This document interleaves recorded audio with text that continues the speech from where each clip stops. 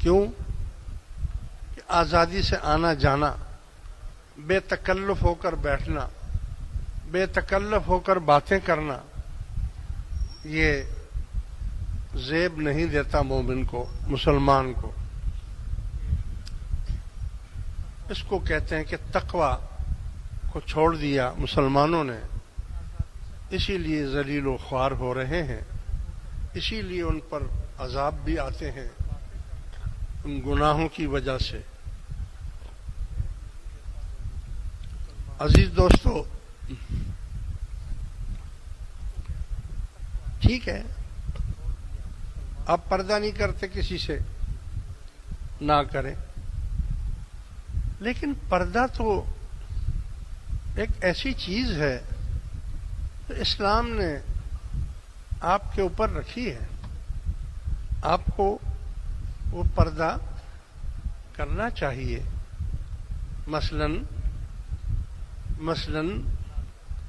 باپ اور بیٹی کا تو کوئی پردہ نہیں، لیکن پردہ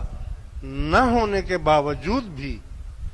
ایک خاص قسم کا پردہ پھر بھی موجود ہے۔ یعنی بیٹی باپ کے سامنے منہ کھول کر سینہ کھول کر نہیں آئے گی، باپ ہے تو سر پر کوئی دوپٹہ وغیرہ چادر وغیرہ لے کر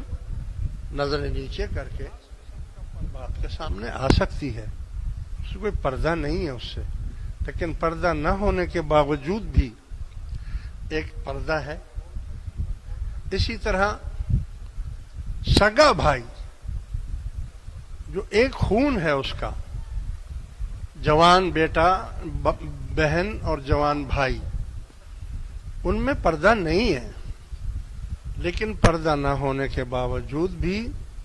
پھر بھی ایک پردہ ہے کہ وہ بہن سے بے تکلف نہیں ہو سکتا،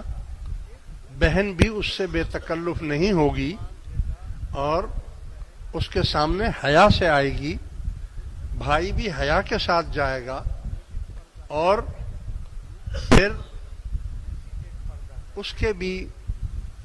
چچا زاد بھائی ہے یا ماموں زاد بھائی ہے، تو پھر بھی پردہ اگر نہیں بھی ہے تو پھر بھی ایک پردہ ہے۔